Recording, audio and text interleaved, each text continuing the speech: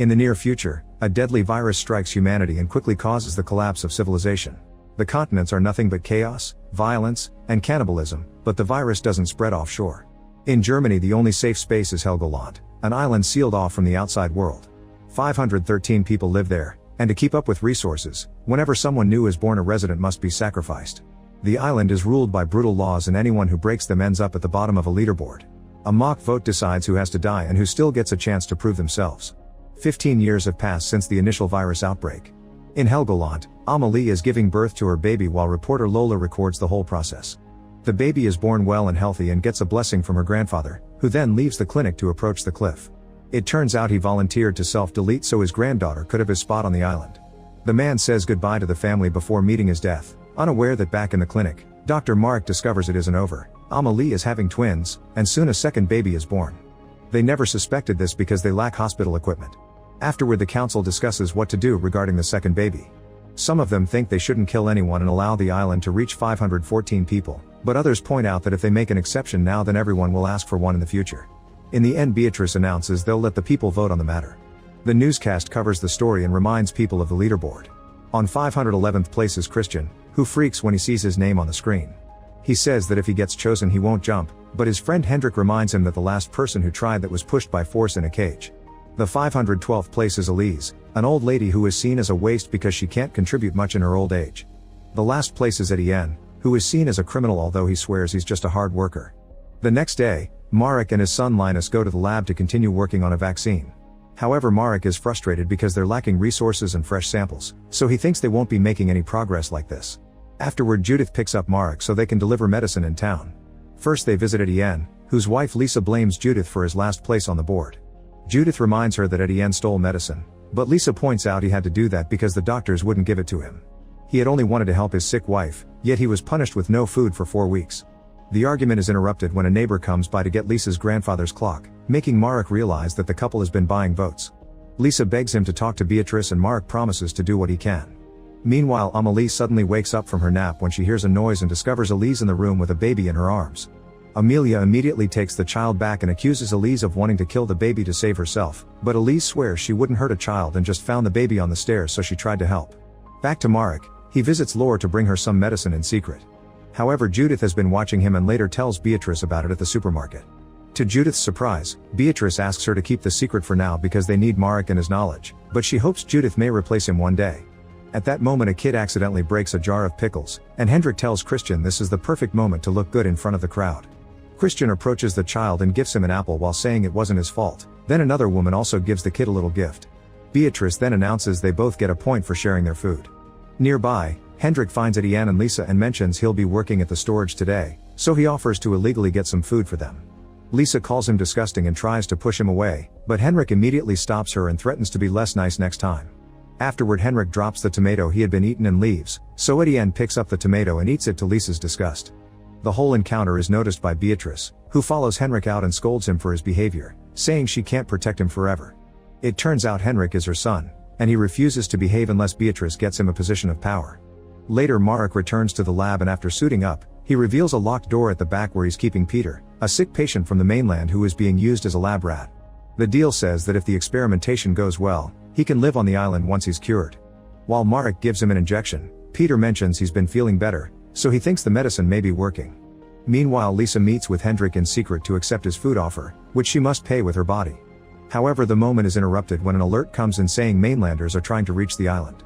Since Hendrik couldn't finish, he gives Lisa just a can and then runs to meet with the other guards at the shore. They can see a raft coming, so they tell them to go back or they'll open fire. The group doesn't obey and a guard shoots, killing a mainlander. The rest of the group gets scared and tries to go away, but Hendrik keeps on shooting to kill them all, for which he gets scolded by squad leader Mia. A few hours later, everyone gathers to do the voting. First, the points are adjusted and now Christian isn't at the bottom 3 anymore. The citizens vote to keep the second baby, and among the 3 candidates, Etienne gets the most votes to be killed. At that moment, Lisa says she votes for Hendrik because he's an abuser, and soon more women stand up to back up her story. Hendrik points out it was all consensual, but the women say his MO is to exchange food for pleasure and he was just taking advantage of desperate people. The locals immediately begin supporting the women, so Beatrice has no choice but to admit Hendrik committed coercion and theft, so she lets the group vote again. Every single person votes to kill Hendrik, However, Beatrice says a mother can't kill her own son and Hendrik will be kicked out instead. All the locals protest, yet they're ignored and Hendrik is taken to jail. Lola records the whole thing, but when she edits the video, she cuts out the people's protests. In the meantime, Marek goes back to the lab and discovers Peter isn't doing well, so he gives him a new injection as he promises it'll help. Moments later, Peter is dead and Marek incinerates the body. The next morning, Linus informs Marek that he's joining Mia's expedition group to the mainland to get updates on the world. Marek tries to forbid him from doing it, but Linus ignores his concerns. Sometime later, the locals go to say goodbye to the expedition group, who are also taking Hendrik with them. On his way to the boat, Hendrik headbutts Etienne and has to be dragged away. During the trip, the group shares stories about the mainland, imagining it as a zombie apocalypse. Eventually they reach a harbor and Hendrik is pushed out of the boat. Desperate, he tries to give a speech to make them feel sorry for him, but Heinz starts beating him up because some women in his family were his victims. Hendrik offers bribes if they take him back, so Heinz shoots at the ground to make him run away. Then Mia has to stop Heinz from shooting again. Back on the island, Beatrice is called to the water supply building because there are issues with the filtration, which is about to reach total shutoff. As the employees search for the problem, a woman finds a radio and shows it to Beatrice, who is surprised because radios are illegal on the island. Moments later, Chief Engineer Ulik announces he solved the problem and Beatrice congratulates him for his hard work, but when he asks to bring his wife to the island because she isn't infected, Beatrice refuses. Back to the expedition group, they sail through a river to take a look at the city and find it in an awful state. The soldiers leave to search for samples, but Linus is told to stay in the boat. At a bridge, Mia and the soldiers meet with the Earl, whom they've been doing business for a while. They're suddenly interrupted by a desperate man asking to be taken to the island, but Earl's people shoot him down. Mia gives Earl fresh food and in return, Earl gives them medicine and 2 huge boxes. Meanwhile, Linus gets tired of waiting and searches the area, only to find a bunch of survivors who tell him the virus is gone. Linus doesn't believe them and keeps his gun up, so the survivors make fun of him and leave. Suddenly Linus is approached by Mojik, who gives Linus a bottle of medicine and says there's a lot more on an abandoned ship lab he found. Linus agrees to follow him and they enter the ship, where Linus shows him a box full of medicine. He says there's more of it and proper equipment in the actual lab and asks for asylum for him and his friends in return. Linus tries to explain he can't give them that, only to suddenly find himself surrounded by survivors. Scared, he runs away. In the meantime, Mia's group is going back to the boat, and suddenly a survivor jumps on Heinz to remove his mask. The soldiers immediately shoot the guy and get on the boat, where they discover Linus is gone. However, they claim they can't waste time and leave without him. At that moment, Linus comes out of the ship and sees the group leaving, so he starts running after them. A local tries to stop him, but Linus quickly knocks him down and keeps running. Then he climbs on a higher surface and jumps toward the river, landing on the boat just in time. To his surprise, Mojik lands right behind him, and Mia immediately shoots him. Then the soldiers notice Linus has a tear in his suit, so they shoot him with a tranquilizer to put him to sleep. Moments later at the island, Linus wakes up and hides the medicine bottle in his fist while he's taken to the cells and given a good wash. When Marek finally comes to see him, Linus gives him the medicine and tells him about the lab. Then Marek gives his son an injection just in case. Soon Heinz is also brought to a cell and he won't stop coughing, so Marek checks his body and finds a rash on his skin. Afterward, Marek tests the medicine Linus brought and confirms it's real. He asks Beatrice to send another team to the mainland, but Beatrice refuses because having 2 people in quarantine has already been enough trouble. Before leaving, she tells Marek to give Heinz fake medicine and Marek is devastated to do so. On the mainland, Earl's men retrieve Mojik's body from the water and find medicine in his pocket, so Earl sends them to find Mojik's friends. Nearby, Hendrik finally makes it to the city and sees how a survivor gives Wilma a watch in exchange for being disinfected. Hendrik tries to do the same but only has a keychain to offer, so Wilma threatens him into staying back. To prove he doesn't have a rash, Hendrik removes his clothes and uses the chance to seduce her. Wilma falls for it and dances with Hendrik while listening to her boombox. However, when Hendrik asks for a sip of her water bottle, Wilma slaps him for it. Then she gives him new clothes and takes him around the area to show him her cleaning routine in the theater where she lives, mentioning that her last assistant accidentally caught on flames because of the rubbing alcohol. She keeps mentioning Earl, but whenever Hendrik tries asking about him, she shuts him up. Later, when Wilma checks on her stash of treasures, Hendrik surprises her from behind and beats her up to death. Meanwhile, Beatrice talks to Lisa and compliments how brave she was when she stood up against Hendrik, resulting in manipulating Lisa into becoming her eyes and ears around the island with the promise of a good life for her and her husband. The next time Beatrice appears on TV, Lisa shows approval of Hendrik's punishment having been an exception. At the lab, Marek convinces Judith to help him with the research since he works slowly without Linus.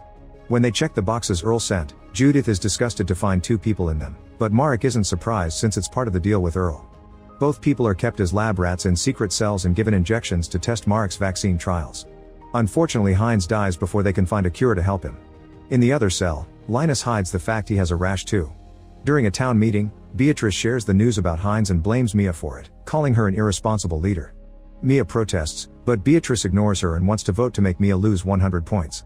Suddenly Lola's daughter Fiona starts coughing and her friends copy her, causing everyone to run away. Beatrice stays and announces Mia is losing her points, so her name goes down on the leaderboard. Afterward the council votes in favor of holding parents responsible for their children's actions. The next morning Fiona throws up, and Lola realizes she may be pregnant. She takes her to see Lore, who has a testing machine that confirms the pregnancy. Lola wants Fiona to let Lore remove the fetus because it's an illegal pregnancy, but Fiona refuses and runs off. Then Lore informs Lola there's a tea she can use to force the loss of the baby. When she returns home, Lola pretends she just wants to comfort Fiona and gives her the tea. After Lola leaves the room, Fiona's boyfriend Tom comes out of hiding and promises he'll refuse to join the squad to take care of his new family instead. The next day at the lab, the mainland patients are getting worse. Marek says they need to work faster on a cure because they don't have time, but when Judith asks what it means, he refuses to explain. Then Judith gives another injection to a patient, who explains her brother sold her to Earl in exchange for food. Meanwhile Marek checks on Linus, who has been feeling weird temperature changes and having weird dreams. He finally reveals his rash, only for Marek to confess he's known since Linus came back, explaining why he's in such a hurry. Linus convinces Marek to use him as a lab rat too because he wants to be useful before dying. On the mainland, Earl confronts Mojik's gang, showing them the body and telling them the islanders did it. Earl promises better living conditions and food for the whole group if they tell him where the ship is, but Spark is suspicious of Earl and tells him Mojik lied. After sending the other kids to have some food, Earl talks to Spark in private and convinces him they can make a deal. Spark knows Earl wants to reach the island, so he asks for protection and to be taken to the island too. Earl agrees and gives him his word. Back in the lab, Marek gives Linus the injection before leaving. On his way out, he finds Mia in jail preparing weapons, which is her punishment. Marek decides to offer her a deal. He'll let her out if she sneaks to the mainland to find the ship with medicine that Linus mentioned. However, Mia doesn't want any more trouble and tells him to talk to Beatrice first. Meanwhile, Hendrik begins wandering with Wilma's cart, and when he sees a young woman, he gives her some batteries in exchange for information. At that moment 3 men appear behind him and knock him out with a taser. When Hendrik wakes up, he's hanging upside down and his clothes are missing. It turns out the woman is part of the gang that captured Hendrik and now they want to eat him, but when Hendrik says he works for Earl, they hesitate. They don't really believe him, but they can't take the risk either, so they take Hendrik to see Earl. Hendrik introduces himself as Beatrice's son and pretends he was kidnapped during the squad's last visit, making it seem like he was accidentally left behind and that Beatrice will pay well for him. He also says that Wilma died of the virus and that her last wish was for him to bring all her things to Earl. Pleased by this information, Earl pays the gang with some medicine and keeps Hendrik. Later, after checking on his rabbit meat factory, Earl checks on a chained-up Hendrik to inform him his tests confirm he isn't infected. However, he's also brought information. He knows Beatrice kicked Hendrik out and that Wilma was killed. Desperate, Hendrik offers information about the island's defense ring and its weakness, so Earl decides to let him live. The next day, the island opens interviews on the mainland to take one more person because there's an open spot after Heinz's death. Ulik's wife Kaiso attends, and after a test confirms she isn't infected, she gets interviewed through a screen. Since she says she has pharmaceutical training, Marek asks her some questions to check her knowledge. Kaiso answers everything correctly and passes to the final round. In the meantime, Etienne gets a new job at the island's last windmill, thanks to Lisa's new friendship with Beatrice. While taking care of the tools, he finds a bottle of alcohol. Etienne gives the bottle to his boss Joachim, who takes it and sends Etienne home. Later in the afternoon, Beatrice gathers the locals and presents the 2 best candidates for a new citizen.